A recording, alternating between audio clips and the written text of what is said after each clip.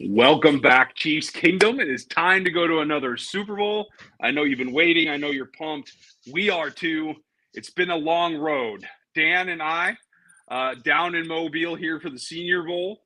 Dan with the little angel in tow. I am solo. Hi, everybody. Hope you're excited. Sorry I wasn't able to make it last night. The airlines threw me a loop. I got into Mobile about 1 a.m. It was pretty rough. Just a little extra flight to Florida and a drive into Alabama. Yeah, it was great. Lot to go over here, but it all that matters is they got the W. And if you were with me today on Bleacher Report, I did the live stream for them today. Appreciate you guys being out there. A lot of kind comments, and like it was all almost national media feeling like, oh, we didn't expect this to happen, Dan. Yeah, Yet right. we knew it was coming, and you called the tackling thing. And by the way, folks, he's Dan Harms. I'm Ryan Tracy. Welcome to RGR. Like, sub, get with us if you don't know us already. But Red, I appreciate you. So, Dan, we kind of had most of it teased out in our Yeah. pregame discussion. What took you by surprise? The only thing that took me by surprise was honestly Patrick essentially looking comfortable. I know that he was limping around a little bit. I didn't expect him to almost move effortlessly around in the pocket. Out to his right, they called sprint out on 3rd and 8 or 3rd and 6, what it was, but they scored a touchdown. Or was that 4th down? I don't remember which one it was. I'm still a little bit of a blur at that moment, but no, that was the 4th down play call. A sprint out to the right, and they hit Travis Kelce in the end zone on it, and I'm just like, I didn't expect him to do that. Like I don't know. I guess I really bought into the fact that he'd be more limited than um, he usually is. It didn't bother Mm-hmm. him at all, in my opinion. I know that it hurt. He did not look all Yeah. that different in terms of pocket movement. He was still moving around really well, stepping up, and obviously the taking off was if I need to do it, I can. But if I don't have to, I won't, which is fine. I'm totally okay with that because they managed still a 67% completion percentage on 46 pass attempts. 320 yards, I'm pretty okay with that. That was the biggest thing that took me by surprise in this game was that he looked comfortable. Yeah. I'm not going to say he was playing possum, but I mean, that was a little bit it was a little bit better than I expected. And folks, bear with us, please. I had to use earbuds because none of my gear is actually working here in the hotel. So bear with us a little bit. I can't see hardly any of your comments. So if you do hit a super chat, please make sure that give you a little bit of time. We'll definitely answer all of those. Dan, you might have to like curate them because I can't see them all on the screen. I just realized. So we're going to work through that. But big yep. takeaways. I know everybody's interested in injuries. I talked to a couple of the beat reporters about what's going on in the locker room last night and general feeling going forward. And it seems to be that the feeling is generally that Willie Gay Jr. should be able to be back by the Super Bowl. Don't know how much he'll practice, but that he should be able to play. And that generally that Kadarius Toney is likely to be on a similar path. Now, every injury is different, but that's what I'm hearing today in the aftermath of that game. The thing that I'm concerned about, and great for both those guys, but I need to know about Juju's knee, and I need to know about L'Jarius Sneed in particular. Those are the two ones that are standing out the most to me. What about you?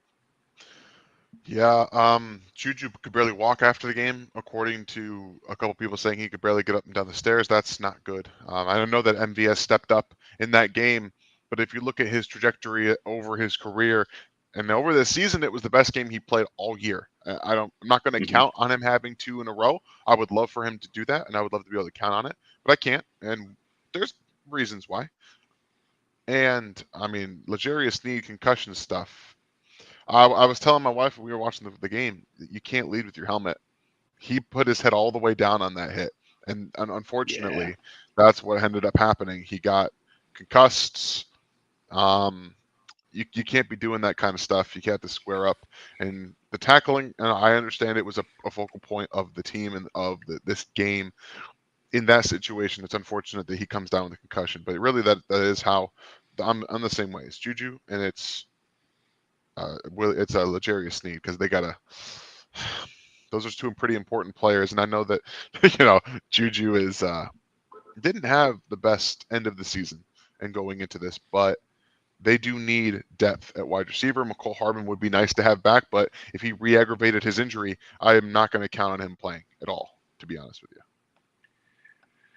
I wish I had something rosier to say to that. I can't really disagree. I got to tell you, it just is what it is. We will know, should know a little bit more tomorrow.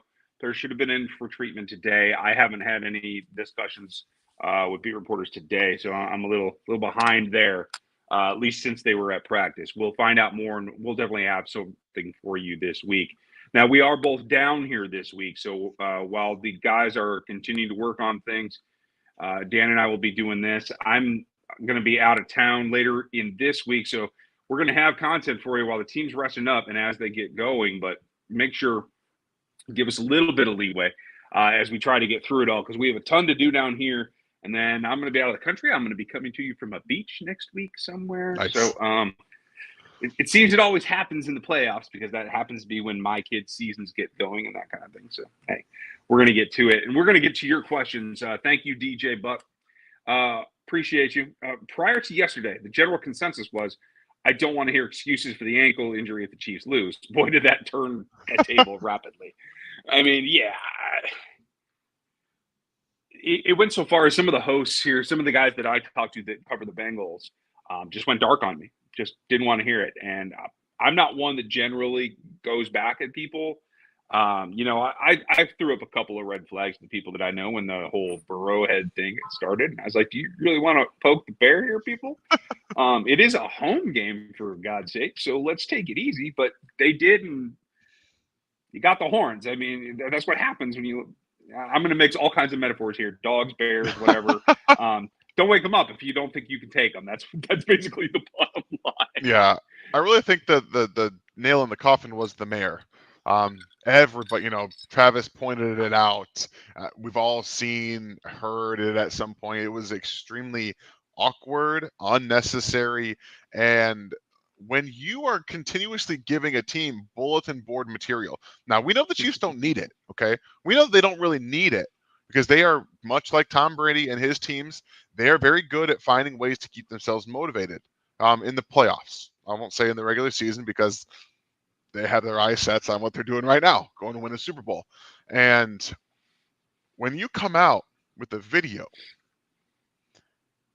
asking Joe Burrow to take a paternity test because they want to know if he's the father of Patrick Mahomes.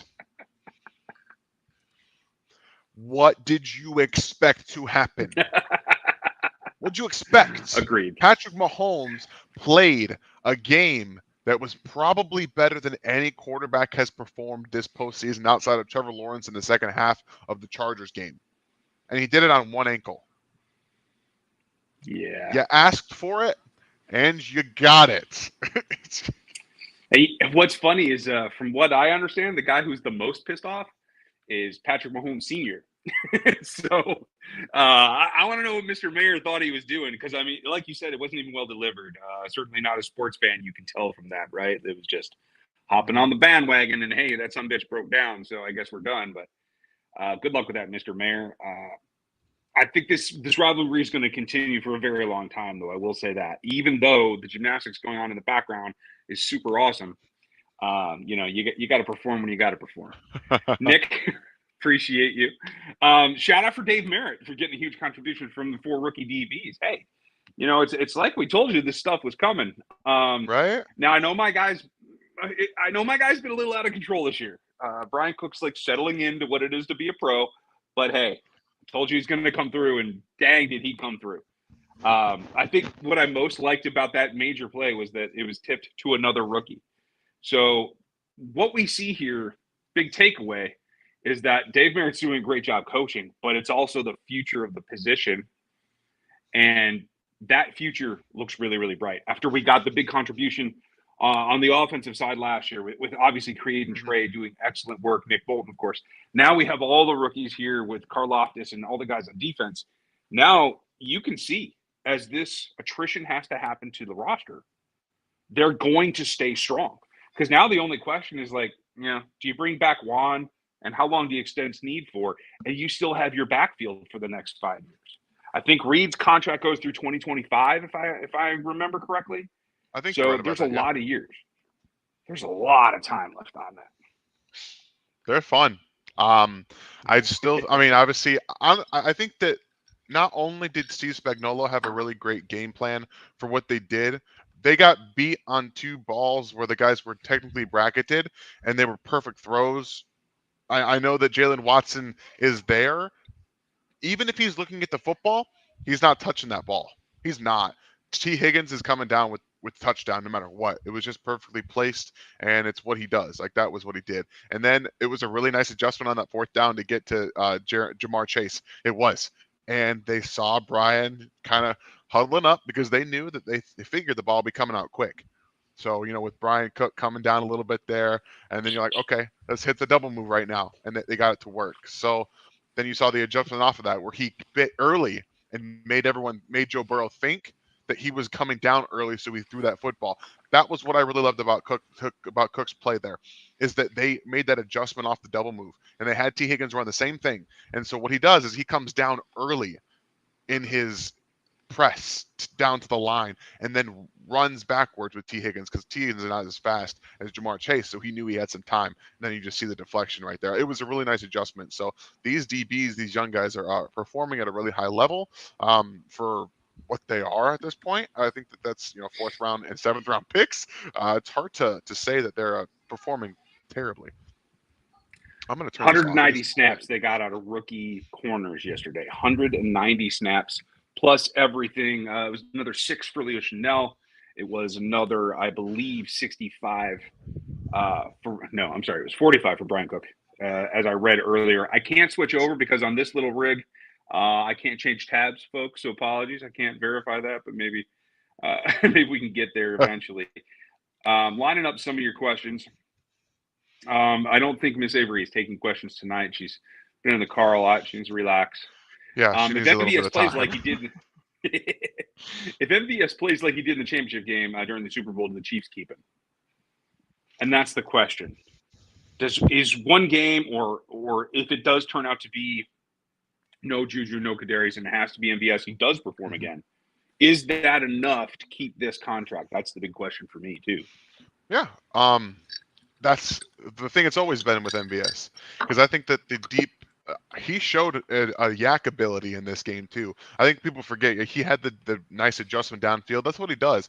He has not been a line you up in the slot guy and dump it off to you at 1 yard in front of the line of scrimmage and let him get a 1st down. And he did that in this game. They tried to do it again when Mahomes had the fumble. That's what they were trying to do.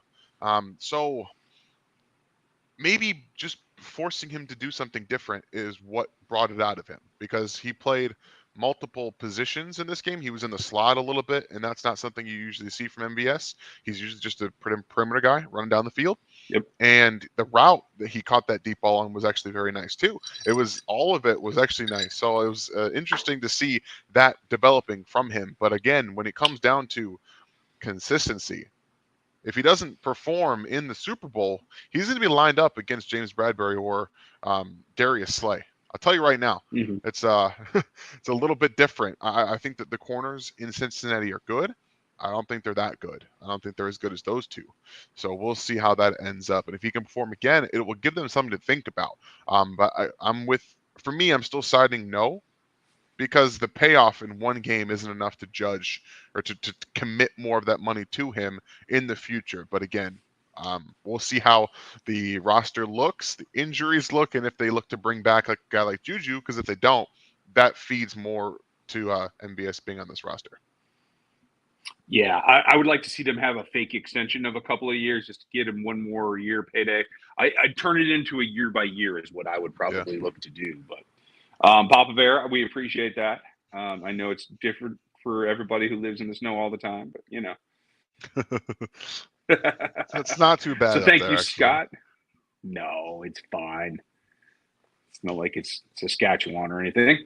And kudos to all you folks who live in Saskatchewan. I have been there and spent time. I understand what it's like. And I live in the States for a reason.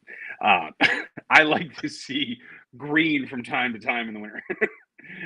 Dan, curious if you guys are impressed with Pacheco and what he was able to do receiving on the backfield last night. I think there's some ceiling there. Frankie, I won't argue. What do you think, Dan? I mean, he was catching just kind of dump off routes, which is what you should do with him. He's not going to be like people see receiving upside and then they say, well, Kareem Hunt was catching passes down the no. It's different. He's a different receiving back. I don't even think that he showed that at Toledo, and he unlocked it in Kansas City. But I don't think that the true pass catching upside for Pacheco is there. I think that this is beautiful. Get him the ball in space, let him work. That's all you want. And being a check down option, catching swing passes, I think is what he should do. My problem yesterday was him, from what I could tell, continuing to miss tons and tons of lanes in their run game. But we'll see on the L22 whenever I get to actually watch that through if I'm right or if I'm wrong about that, because I know the run game was rough. I don't necessarily think it was all because the offensive line just wasn't very good. No, I saw a couple of guys not coming off the ball really well. One of them was not Joe Tooney because he was crushing all night from what I saw. Yeah. And I didn't get to see the first half live because of all the airline delays. I was supposed to be in the hotel by kickoff with plenty of time to spare, and I ended up missing the entire game in its entirety. So apologies, folks. But I did rewatch the first half today. I got to see the second half live at a bar in Houston in the airport. But it's still not quite the same viewing experience. So I agree. Like I saw some guys coming off the ball. I actually feel like Tooney and Orlando Brown. With Tooney there, Tooney's a force multiplier for Orlando Brown, and Yep. I thought they played pretty well in the run game. I will say this: I think Pacheco has room to grow and a little bit of upside in the screen game. Maybe not in the flare in the attack downfield type routes, but in Yeah, the screen game, if for sure. he's got it and got a gap in front of him, he seems to be able to hunt and peck that. I thought that was his best pass catch last night, and his acceleration just leaves all that you can desire. That it's there. So let's see what he comes back with. Corey, thank you. Dan, what's the early breakdown on the Eagles? What's the key matchup for you? Okay, well, the offensive line for the Philadelphia Eagles is not just really good, it's the best in football. And if they have any hope of stopping the quarterback run game and the run game of the Philadelphia Eagles, it comes down to them being able to take up double teams up front. They have to be able to get off of these blocks or make so the double teams don't get to the linebackers. You can't send extra men. You can't send linebackers to be aggressive because of the quarterback run game and because of the play action passing game. You can't do it. So you have to hope that your defensive linemen can get off the ball, prevent Jason Kelce from getting to the second level. Probably not going to happen very often, but Chris Jones is a really good defensive tackle. I don't know if you guys know, so he might be able to help in that regard a little bit, to be able to get back there, because it's the offensive line of the Philadelphia Eagles versus the defensive line of the Kansas City Chiefs. That's going to make or break the season, the Super Bowl, in my opinion. Yeah, their left guard had a really nice game against San Francisco. Landon Dickerson, He and man. Kelce on Chris. Yeah, the two of them, Kels and Dickerson on Chris Jones, is going to be tough. I will say this: I hope that they can run some overs and slide that line a little bit. So you put Colin Saunders and force Kelce to have to go right. You do that, and then I think they're going to have the confidence to let Dickerson try to handle Jones solo, and I think that's a win for Jones. It might even be a win for Saunders, because as great as Jason Kelce is, it is about power through quickness that is his weakness, and that's what Colin Saunders is. So I hope that they can force that. That's the matchup. That's the first one that comes to mind for me too, is looking at that. The other is, yes, these rookie corners did great. They need Snead back, because without Snead, they have to bracket Brown. The rookies have great strength. Either of them, Jalen, particularly Josh Williams, I think can play that initial 10-yard gap on Brown and survive. It's when he turns the corner and gets a shoulder and is stacked and can release up the field that they have to have a safety over the top of him with the rookies on him, unless it's Snead. Even McDuffie, who I see people tearing down today, I'm not sure why, because it was tough catches that he gave up. He slipped a couple of times when he was in the slot. And quite frankly, I thought he played really solid for what he was asked to do. He slipped all over the place. I had issues with him in coverage. I thought he was not great in coverage. I think he was much better coming downhill, supporting and tackling in that game. He had some really nice tackles in that game that saved his, in my opinion, less than opportunistic coverage ability. But again, he's being asked to play something that he wasn't practicing like 90% of the season, I would think. Slot is Yeah. not where they want him. They want him on the outside. At least that's what I assume. We'll find out in the offseason next year if that's going to Yeah. be his role. Because again, I think that's kind of a waste of a first round pick if it's going to be on a slot player. But we'll see. Yeah, I agree. Put him outside, and I'm comfortable with that. I actually thought he performed pretty well, other than the footing. I don't know what it was, but it was playing with him pretty bad. And if it It wasn't for that, I was. thought he was in pretty good position the rest of the time. Will Hardman, Tony, and Juju be ready for the Super Bowl? My guess is you're going to get one of those guys. I don't know who, but it feels like Tony's the guy that's in the best shape. I'm concerned about Juju. I'm also concerned about Hardman. I don't know that we'll know for maybe not even this week. It may take a while until we get a good update. Miss Avery has needs too, so sometimes Sam has to do that. Is it just me, or could Willie be a great edge rusher in a 3-4 system? Just with that one rush yesterday, he showed that he can be a phenomenal pass rusher. He can, but he's got to be a wide 9 only. He's not a guy, even in a 3-4, that can come down and play heads up on a tight end, or try to play outside shade on a tackle. You need a true 5 tech for that. And so that's the only problem. He's got to be standing up, and he's got to be able to use his speed to be effective. It is. You're Absolutely. going to run a 3-4 and condense and run a 5-man rush, then I'm there all day. But Yeah, me too. I'd love to see that. But I mean, that's really where his bread and butter is. He came off the line so fast and he didn't get touched. If you can do that consistently, you're going to be a pass rusher. You're going to be a pretty significant pass rusher. well, if you do that, you're going to be Hassan Reddick. Maybe they'll throw a tight end at you, but it ain't going to work. No, but Hassan Reddick is a beast. He is, and he's really grown into the role. I would not have expected that a few years ago. Dan, my list is growing very small very quickly, so if I miss something, please let me know. I'm into the super chats. Okay, cool. We're in the same boat. The super chats, we are going to get you. Everybody else, I'm going to try to keep up, so we're going to speed up. You guys think that Brandon Williams will get some snaps against the run game? Got to eat some crow on Justin Reed. That's all right. Everybody can make mistakes, man. And players, honestly, they have to eat crow too, and that's why they come back and they perform better. I do think Brandon Williams will get some more snaps against Philly. He had 2 good bull rushes that I saw. I was pretty happy with what he did in limited snaps. I didn't get the number of snaps for him, but I was pretty happy. Yeah, I mean, that's really what you're hoping for. The Bengals' run game was just as ineffective as the Chiefs, but the Eagles are going to run the ball more, and they're going to be more effective. So I think Williams has to play more. Yeah, I agree. And Flyfer, we definitely need our run game and the run defense have to be in sync, because you got to slow down the pace. I think the Eagles are a very rhythmic team. When you watch them get going, I think that does start to gather force for them. So I am very wary of that. If we don't lose anyone in free agency, what are we spending our top 3 picks on? I mean, it's going to be edge and it's going to be offensive tackle, and it may be wide receiver. And it may be, I know it sounds strange, it may be corner again. And I'm going to tell you why. Because right now, in my opinion, you have 4 outside corners and 1 guy that can be a nickel too. He just happens to be your best corner, and he's best outside. So if they can get somebody in the 3rd round, I do believe they still have both their 3rd round picks, right? They didn't trade one of those away, did they? They did trade for Tony. Okay. So it was the 3rd. I kept thinking it was the 2nd. So they have 2 2s and a 3, right? I don't think they have a 2nd. Okay, never mind. So anyway, in the top 100, I don't know. I have to look. I don't know.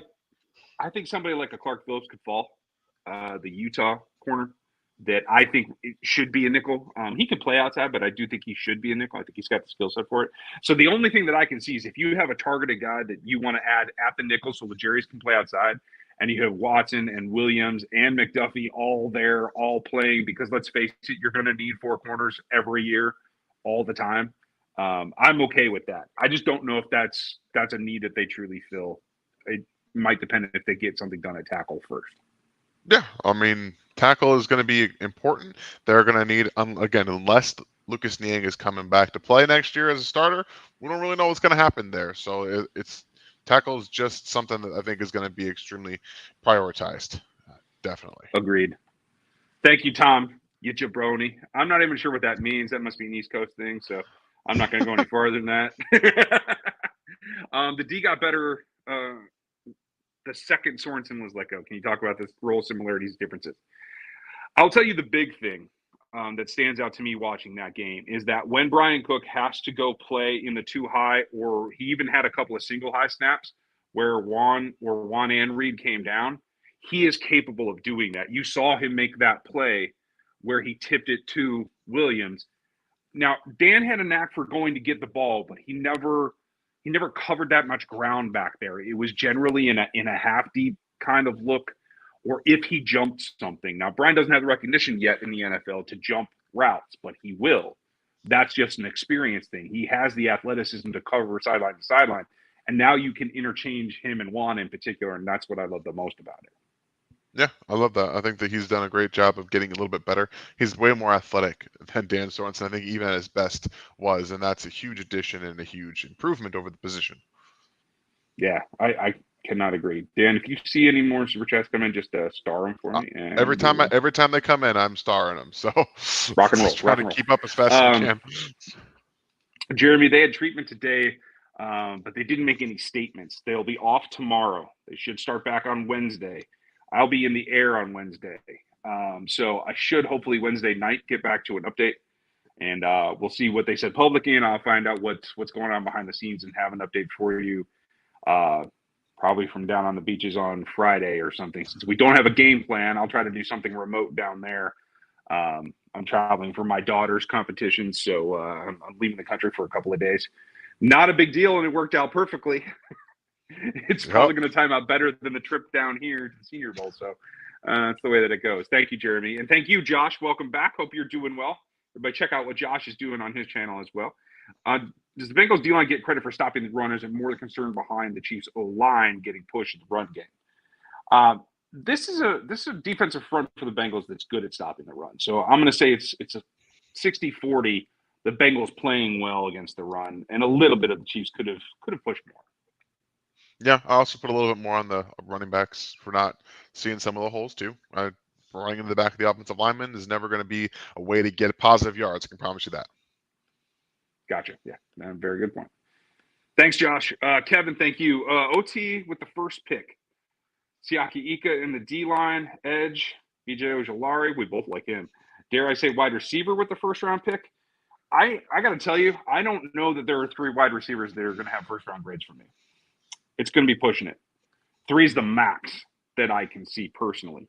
And I'm going to tell you guys right now, I love Dane Brugler, and I know you guys watch him. And Dane, if you ever see this, hear me out. I love your work. You're absolutely wrong on Siaki Ika being a first-round pick. He is a 2-down player in the NFL. He cannot be a first-round pick, or it is an abysmal failure. That is just the truth of it. Now, I like the player. I just can't spend a top 32 pick on it. It might as well be our damn running back, is what I'm saying. And that's problematic. It's because, I mean, there's a lot of these defense tackles that played well last year, and people were like, all right, so we're hoping to see some upside. And guess what? He didn't really do it. He didn't flash that this season. And honestly, these are guys that have a lot of upside. You're hoping that you draft them, you get that athletic build, and you hope they can work.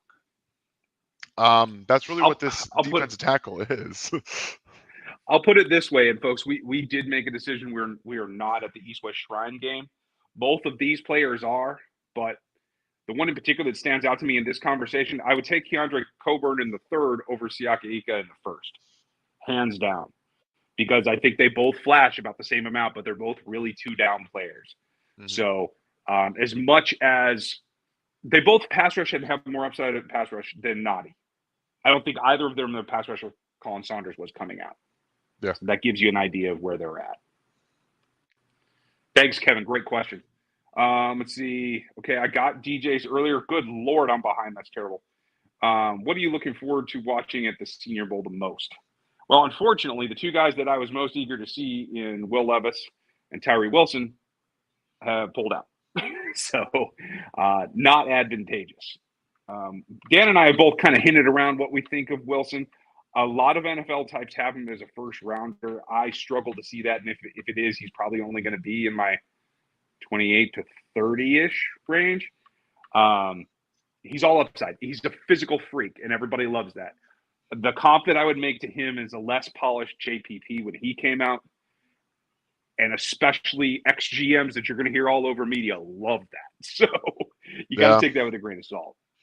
He's like Jadeveon Clowney for me. The guy's probably going to be a really good run defender in the NFL. We'll see if he ever puts together the pass rush. I'm excited to see Derek Hall. I'm excited to see Matthew Bergeron. I'm excited to see Darnell Wright. I'm excited to see some of these wide receivers too. And some of the guys that I didn't get to see much this season that'll be here, specifically the wide receiver out of Princeton. I want to see how he does. I've heard a lot of talk about him, so I want to see how he does in person. Yeah, other than those, trying to think.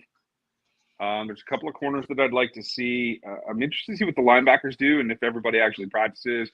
And honestly, I'm really hoping that A.T. Perry gets the call up, because A.T. Perry is I think an underscored right now, flying under the radar type wide receiver that I think can be a big X, and I think should be on the Chiefs' radar in particular.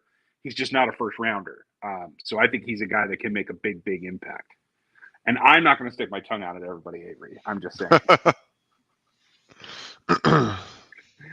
Andrew, how do you feel about the rest of the football world crying about the refs won the game? I heard that in person in the airport with a bunch of Bengals fans around me. You know what? Boo-hoo. The Chiefs have gotten plenty of calls go against them.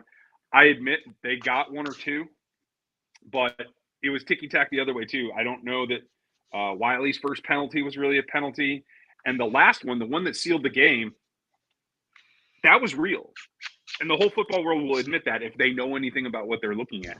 The problem is, if you hadn't given them that play, it probably goes to overtime, because I don't think Bucker was in a physical condition to hit it from where they were. Oh, I disagree. Plus, I think they had 8 seconds to get 5 yards, which would have been a 55-yard field goal. He's going to make that. That kick had enough leg on to go from 55, in my opinion. I think he was making it. I would have put a lot of money to say he makes a 55-yard field goal to win the game. The special teams beat reporter that I trust the most told me that he thought 52 was his outer because of what he saw in warm-ups. Now, maybe that changes. Maybe the adrenaline helps, so maybe you're right. But I think it did. I can get down with that. White Rose, thank you very much. Appreciate you. MVS is the new Dan Sorensen. Frustrating lows. But he just makes enough plays to stay here, and he's going to stay in KC. And you may absolutely be right. And quite frankly, he hasn't made a lot of plays this year. So if all of his plays come in last week and next week, I'm good with that. Yeah. Him and Frank Clark, man, only play in the postseason. I'm fine with that. I mean, good Lord, y'all just got to take a pay cut is all I'm saying. Thank you, White Rose. Will you answer Brian's while I clean this up? All right, Brian.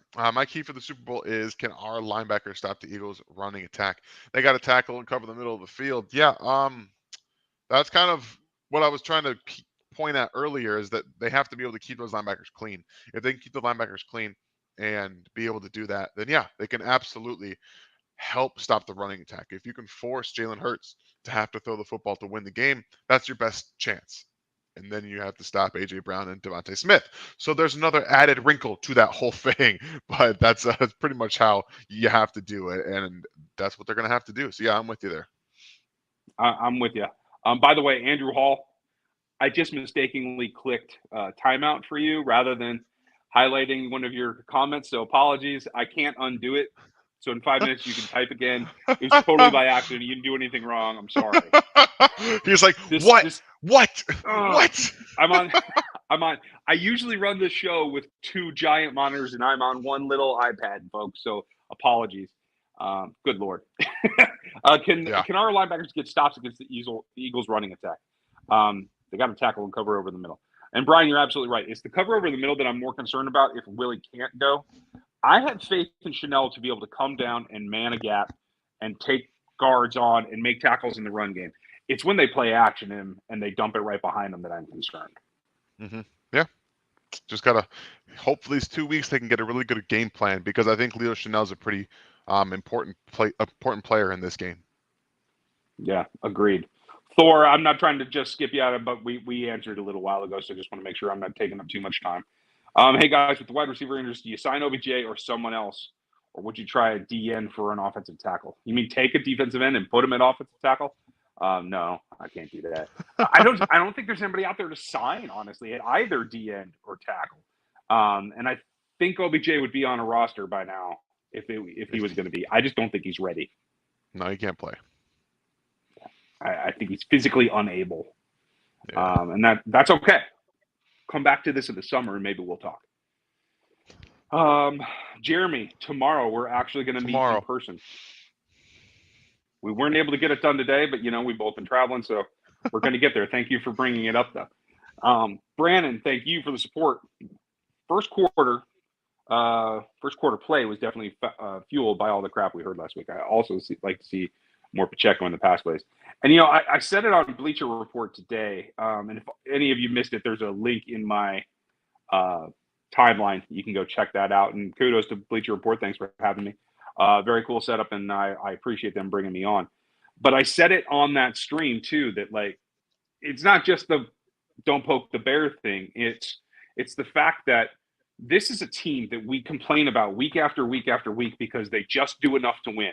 They don't dominate because they're always holding something back, whether it's energy, effort, play calls. They are holding things back for last week's game and next week's game.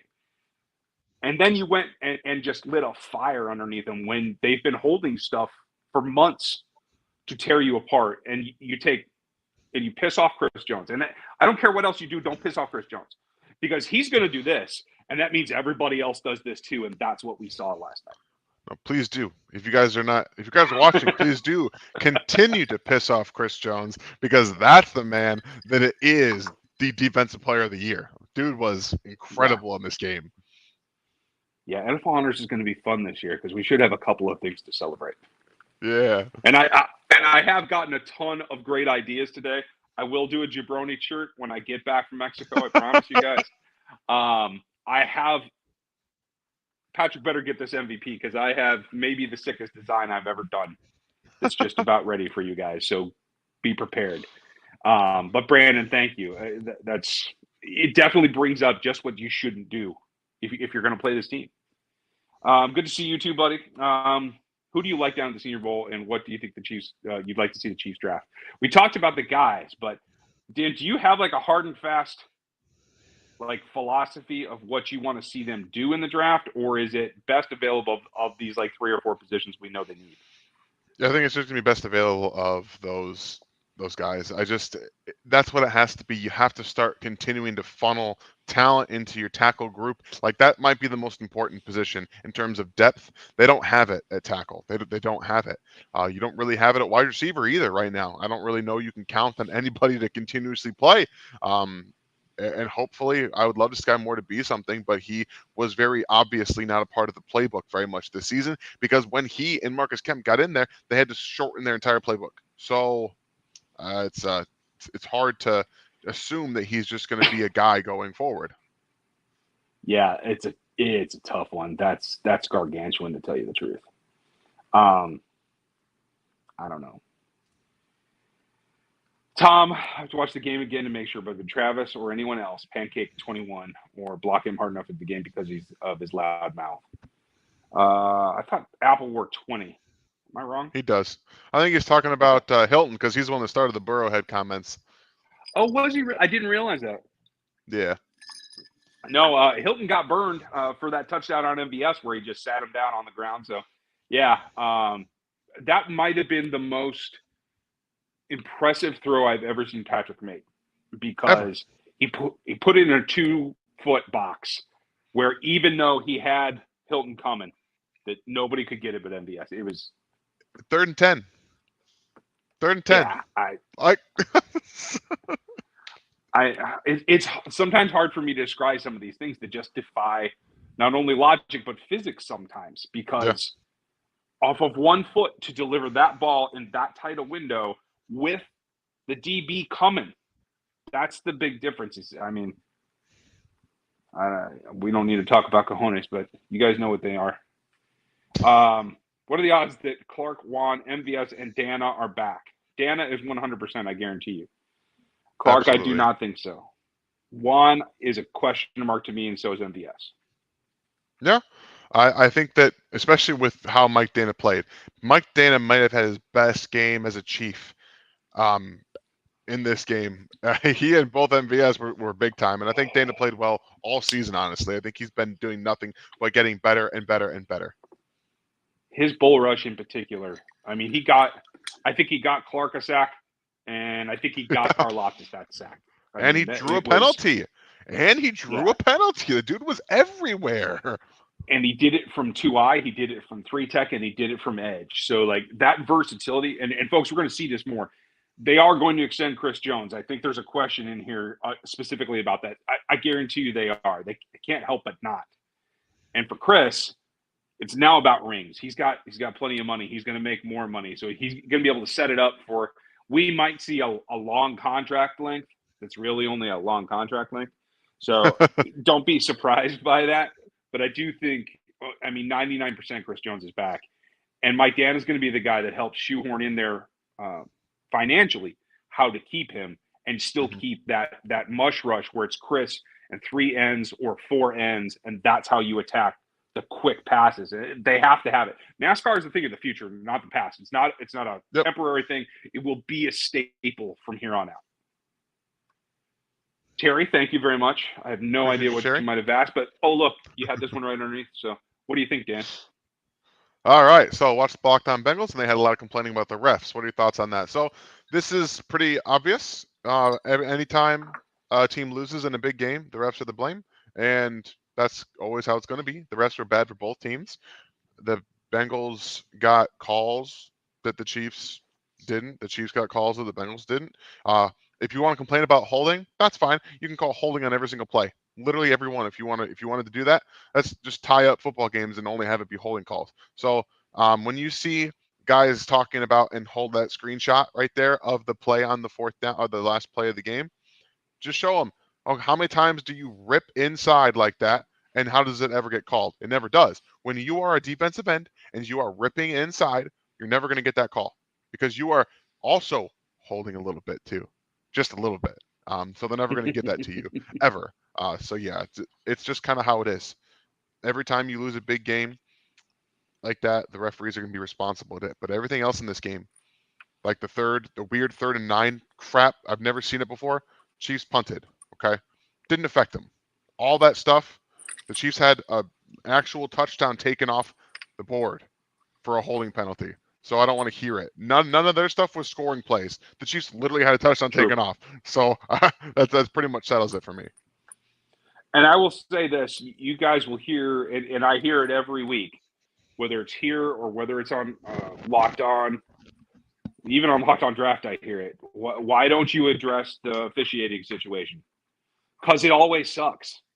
It's bad officiating in this league right now, and it's because of the competition committee, because they put in rules that are not clear in the mind of the guys that are sitting on the field and the ladies that are running down the field trying to manage this game.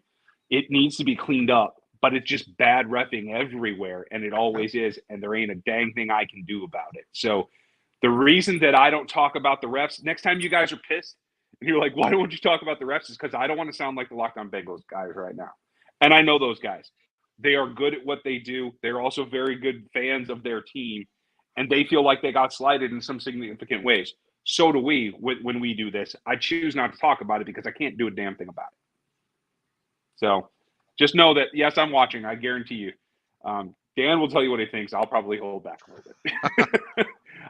Do you have a reaction to Kellen Moore to the Chargers? Kind of a lateral move, isn't it? You don't want to. You're. I mean, I think Kellen Moore's more, a little bit more creative, but the Dallas Cowboys don't attack downfield. Not really. Their offense is more of a get the ball out quick to your playmakers. And unless Kellen Moore is going to all of a sudden start to throw the ball down the field with Mike Williams and whoever the speed receiver that they draft is, because I promise you they're going to, it's kind of a lateral move. It's almost if do you not come out, be if they come out, surprised to see. Okay, Avery, you gotta stop. I agree. Don't be surprised to see Jalen Hyatt in a Charger uniform. That's what I was about to say, because they just need speed. And I do think that Kellen Moore will be able to adapt Herbert a little bit more. I'm really glad to see that it wasn't Pep Hamilton, because I heard he might be leaving as well. Pep Hamilton back with Justin Herbert would be a problem for the Chiefs, because that was early in Justin's career, and I think that's the guy who can get the best out of him. So I think it'll bring some changes, but I think they're going to have to nail their draft in particular. They're going to have speed at the wide receiver position, and they have to get a bell cow back that isn't as hit or miss as Eckler is. Eckler had a good year, but he's also a guy that misses a lot of time, misses a lot of snaps, and doesn't break tackles a whole lot, particularly last year. Like I said, he played better this season.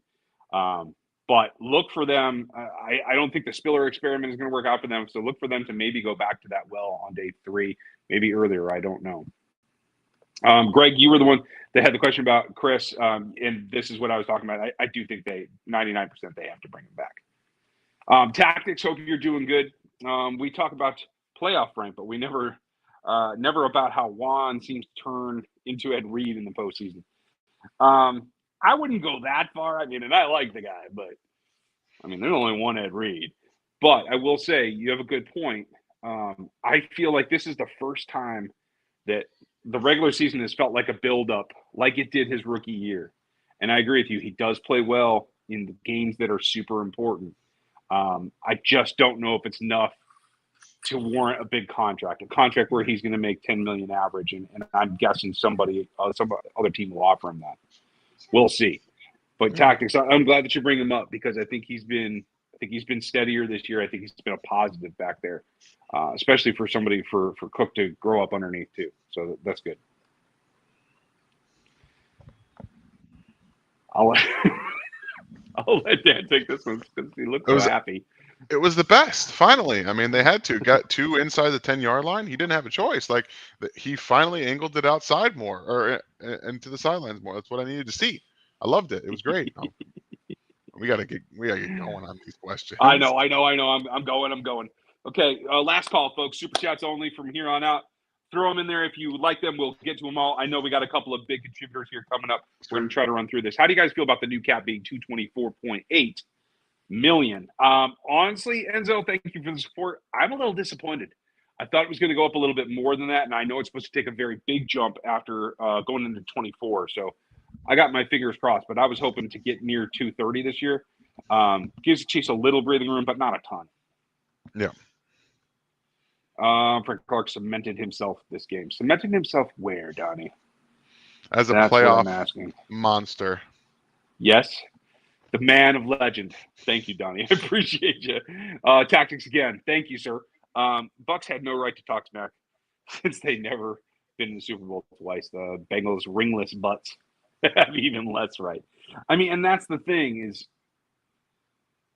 I mean, let's be real. They got to 2 conference championships so far. They've won one of them because Patrick and the offense fell asleep in the second half. 3 trips out of 4 years to the Super Bowl and 5 conference championship games. That's not close. That's not a comparison. And this whole thing about Burrow versus Patrick was silly to begin with, but certainly Spags won against Burrow this night. And Mahomes and Piggly Wiggly bagger guy who was playing this 5th wide receiver last night, they won against the Bengals defense, and that's what's important. Marcus Kemp caught a huge 3rd down in this game. I mean, Hayden Hurst had a great 3rd down, but he's a starting tight end for them. Everyone that did damage on that team was Jamar Chase and T. Higgins. All stars. Okay. Patrick Mahomes was out there throwing to Marcus Kemp and, the tight ends and Sky Moore, like, who has done nothing. I mean, come on now. Come on. Thanks, Tactics. And thank you again. 3 Super Bowls in 5 years. Yes. 05 Steelers. Are they a dynasty? Were the 05 Steelers a dynasty? They were close. I will tell you this, Tactics. I think if it's a win, yes. If it's not, I don't know that you call that a dynasty yet, because you're the Bills at that point. I mean, not quite, but you're going that direction. You know what I mean? Yeah. Yeah, I see that. So yeah, let's buckle down and get a win, and then we can talk dynasty. And thank you again, Tactics. Bengals have a better receiving core and QB than the Eagles, but it didn't matter. The QB wins unless he has no O-line. Chiefs 38-28. I like that. Yeah, and everyone's going to tell you about how Jalen Hurts is going to run all over him. I don't care. That part doesn't scare me. If they can manage the clock with their run game and keep it from Mahomes, that makes me a bit nervous. But if the Chiefs can take away the run and force them to throw the ball, I think they can double Brown, and I think they can win that game. I won't put it quite there. I'd probably put it 24-31, but you'll have my actual prediction the Friday before the game, folks, on the game plan video that you can watch Dan and I discuss the actual tactics. Yeah, we'll see if Jalen Hurts is running as much because he might still be hurting. If he gets hit another time, I don't know. That is a good, fair point. Thanks, Tactics. Thank you, Whiskey. Scripted or improvised, Kelsey's lateral to McKinnon, like the idea or living too dangerous. I think the first one was a miscommunication. I think Kelsey thought it was on. I don't think McKinnon knew. It looked like it to me. Okay. The second one where he wanted to throw it to Gray, I'm not sure anybody knew that was happening but Trav. No, the second one I think was Travis. Like I want to try and make something happen. I think the first Right? one was on purpose because of the formation. I think that they lined up Travis or Fortson in differently than they normally do, and it looked a little different. So it looked like that was supposed to be on purpose, especially because McKinnon's right there and there's nobody around. There's no one around. So I think the first one was a hook and ladder call. And then the second one, Travis was like, I got to try and make something happen here. Yeah, right. Keep your hands busy. It's coming to you. I mean, honestly, and it makes sense. And I know it's super, super old school. I read that in high school. But if you have to feed somebody in the middle and you know they're going to converge on him and you know he's drawing doubles, that's generally going to be an uncovered guy. So why not do it and do it with somebody speedy? I don't know about flipping it to Noah Gray. I don't know if that's going to make you a whole lot of yards, but it would have been an option. But thank you, Whiskey. Appreciate you. Is Andrew Wiley actually a passable tackle? I mean, he's been passable, yes. He suffers with speed rush. He suffers a little bit with bull rush too. I thought he actually raised his level of play yesterday. And some guys have trouble hitting that consistently. I think that's one of the things with Wiley. I think he has it in him. Just can't do it every 5 minutes. Aw, Miss Avery. I know it's been a bad day. Yeah, she's just thoughts on Mike Danis winding down. Finding that she's tired. Fine, we'll say that. I like that. We talked about Wiley's performance. I think I'm sorry about Danis' performance. I think we're both pretty happy about that. Mike Dana, he's got to be back. I think did he sign a 4 years? So is he already under contract? I don't remember. I'll be honest. I don't know. I'll look at that when I'm back in the office, but we'll let you know. D got better the second. Okay, we covered this one too. I must have restarted some of these. Apologies. Andrew, the new Intimidator. I don't know. I didn't get the whole flapping of the wings thing. I don't know if that's supposed to be intimidating or not because it didn't intimidate me. I don't have a clue. I thought it was funny. But this is the NFL where you can't have fun. So evidently not. Christian, thank you, sir. Appreciate you. Thoughts on the play calling on the drive before halftime? It only took 19 seconds off the clock and gave the ball to Cincy to tie the game. It's the first drive I got to see. I only got to see the last 4 plays. And my first note I took in here as I was just, walking through the airport was they blew it going into the half. Have to capitalize coming out of the half, and then they did it again. Those 2 drives, I was concerned for the 2 minutes before the halftime and the 3 minutes after. It was tough. I didn't expect them to just take a turnover and then just basically say, "Here you guys go. You get another chance." That's how you lose games. And what they did in the middle of this football game was a lot with how they usually lose these games against the Bengals. And then, the defense said, "Not this time." So I mean, you get lucky sometimes when you make mistakes, and they did this time, and they were able to make the most out of it at the end of the game. Gotcha. Yeah. Self-correcting, I'm going to call that. I like it. Thank you, Christian. Yeah. And thank you, Mike Quigley. Appreciate you very much. Thanks you. For the fitty spot. Thank you guys for entertaining me for the last 3 years. Absolutely. I just want to show my appreciation for all the work you guys put in. And Dan, I'm TDY in Vegas right now, Oh, so wish me luck. interesting. Hey. My wife's there right now. She'll be there till April. So Careful out there. That's all I'm going to say. And Mike, thanks again. Oh, they wouldn't let me send on. appreciate you. Yeah, either way, very much appreciated. Thanks, Mike. And glad it's been a couple of years. I know we kind of even out in the average here, and what I don't make up for doing these things live and remotely. So, Teddy, thank you. Recently, I've seen a lot of mock drafts with Addison and JSN going in the 20s. Should Beach strongly consider moving up for either of these guys if they fall into that range? The only problem with both those guys, they run a lot of routes from where Sky and Kadarius, and if McCole comes back, where McCole lines up. It's my only problem. Yeah, it's a problem. It is a problem. Like JSN and Addison aren't going to be outside guys in the NFL. They won't. I love JSN. If you guys didn't check out my top 5 receivers, you can do that on the NFL33.com right now. You'll see both of these guys up there. And I like JSN a lot, but they're both slot receivers in the NFL, in my personal opinion.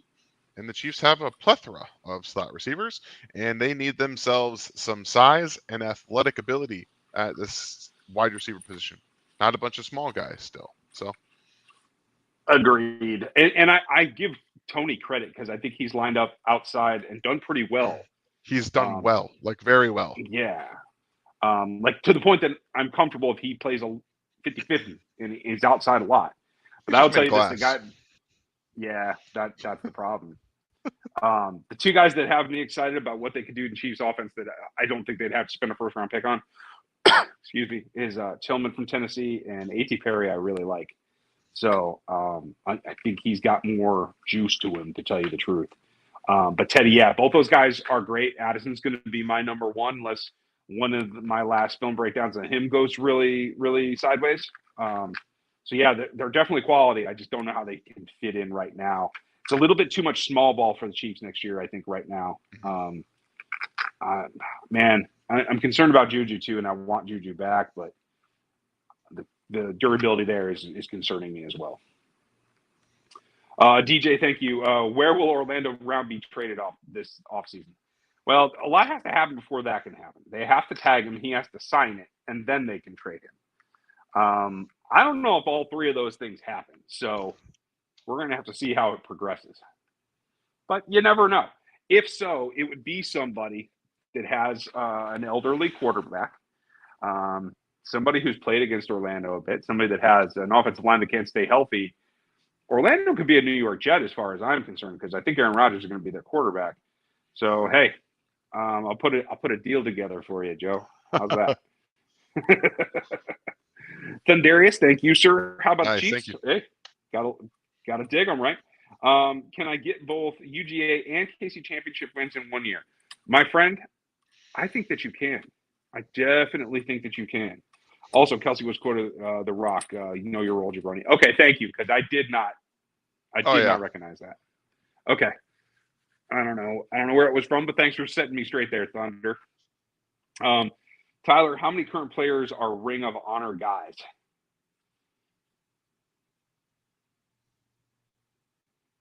Yeah? Okay. If Frank Clark has another sack or two in the Super Bowl. No. Serious? I think he could get there depending. That also depends on him staying in Kansas City for the rest of his career, essentially. True. He could go down as one of the greatest playoff sack total guys in NFL history. He already is, honestly. So it's possible. Frank Clark ain't no Derek Thomas. I'm just going to say that out loud, and the rest You're not wrong. Happen as they happen.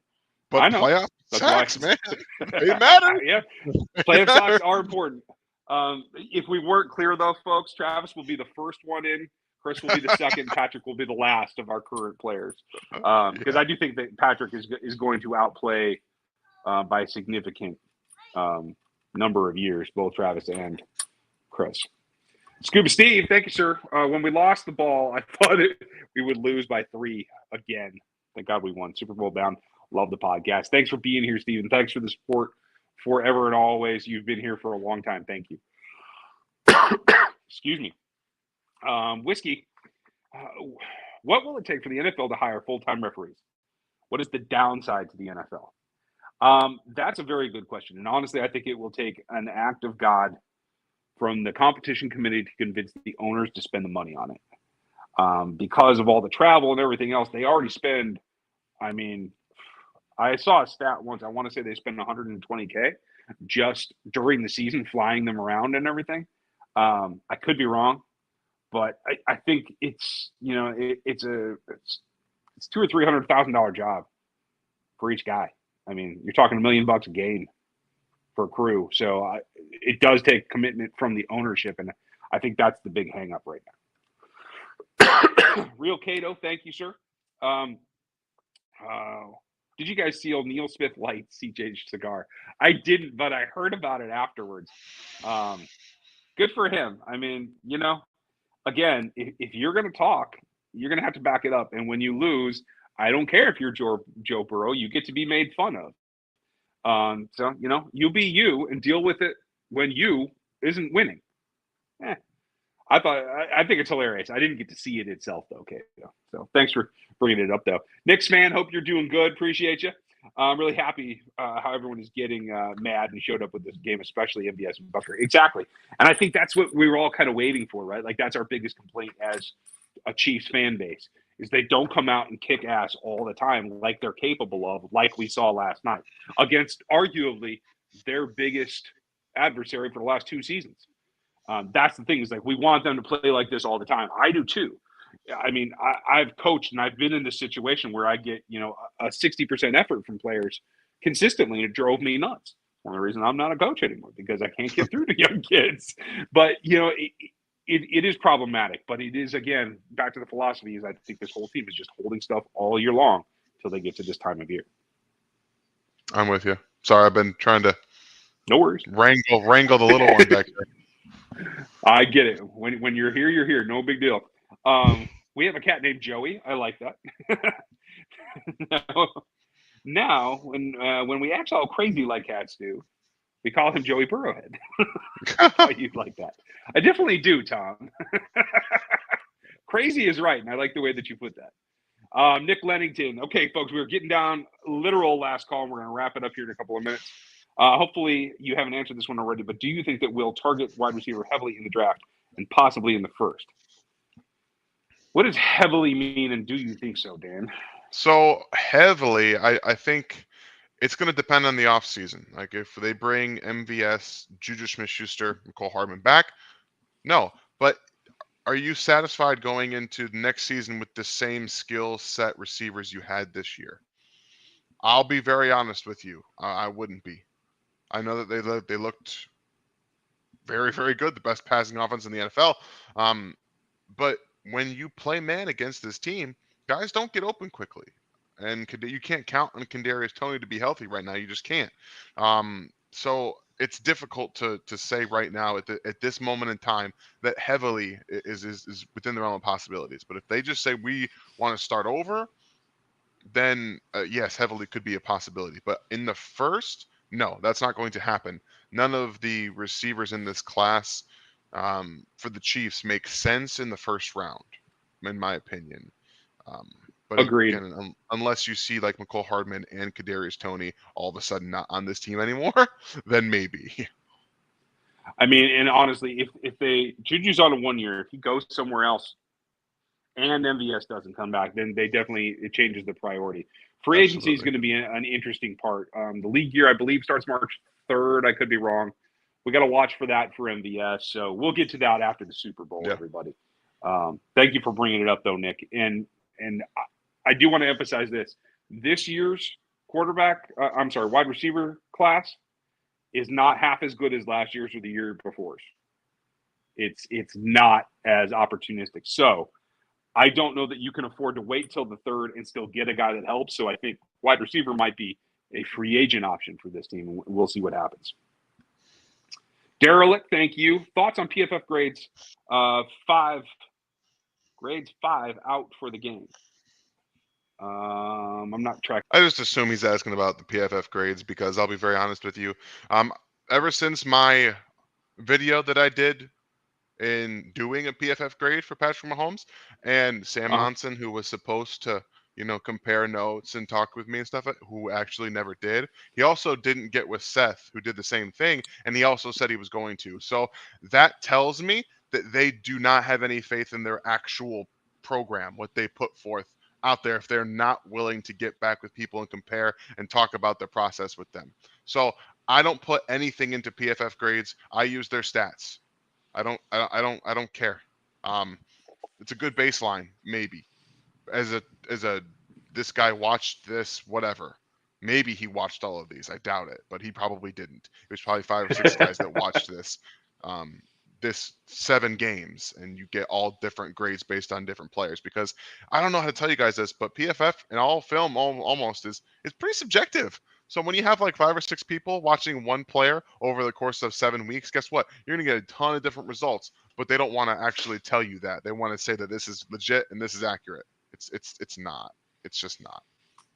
Yeah, I agree. I use their stats, and I do appreciate them doing all that work, especially because I know on the big games they have 3, 4 people independently doing so that we get accurate pressures and that kind of thing.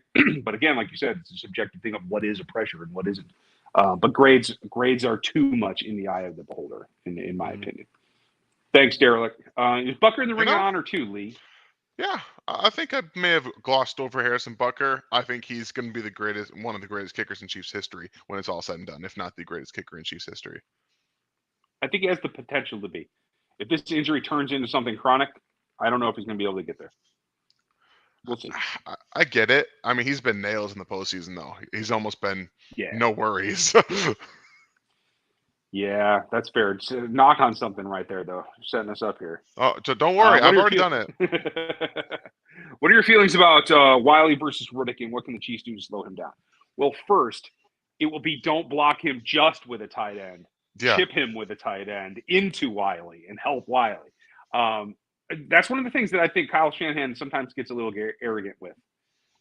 Is thinking that edge rushers can just be defeated like they are in college. One of the biggest drawbacks for me when I grade edge rushers in college is, do you let a tight end block you one-on-one? Yeah. Because if you do, you can't play for me. That's just silly. So I do think they will be able to do that. But the key is Wiley's okay against speed. He has a decent kick. He can get back there. My problem is I think he gets a little bit over SETI-ish. And so speed to power can then catch him by off guard. And I think Reddick's improved on that in the last couple of years pretty dramatically, in my opinion. The speed to power is going to be a problem, I think. We'll see. I'd like to see the tomahawk blocks from Jerick McKinnon, to tell you the truth. A couple of those. And Reddick doesn't have the bulk that a lot of the DNs generally carry. So you hit him a couple of times, it's going to slow him down, I think. Tom, thank you again. Appreciate you. First off, I enjoy you all thoroughly. Thank you. Great job. I'm not an X's and O guys, but thanks to you. I'm learning. Rock on. That's really encouraging to know. I appreciate that. And now sound like I know more than I do. That's for you. That's what you get. That's key, I right? like that. That's key, man. Yeah, all right. Go to work feeling good. Thank you, Tom, and for all of your support. Very much appreciate it. And folks, if you are new, there's a ton of people in the chat tonight. If you're new, make sure you sub to the channel and hit the like for us. We're going to keep doing this all through the Super Bowl. And then once the Chiefs win the Super Bowl, we'll flip over to the draft. That's why we're both down here in Mobile right now. So we will have content for you just like we do all year long every year. So be ready. Philly fans are talking a lot of trash already. Are you worried about Juju or Tony not playing? I am worried about Juju not playing. Yeah, it's a problem. If Juju doesn't play, I mean, he's that other zone guy that can get open. Also, he has that back shoulder throw that Mahomes loves to throw to him in man coverage situations. So it's a really tough spot to lose him in that game. If Kadarius also doesn't play, I mean, they said his ankle injury wasn't serious. They didn't want to push him in that game.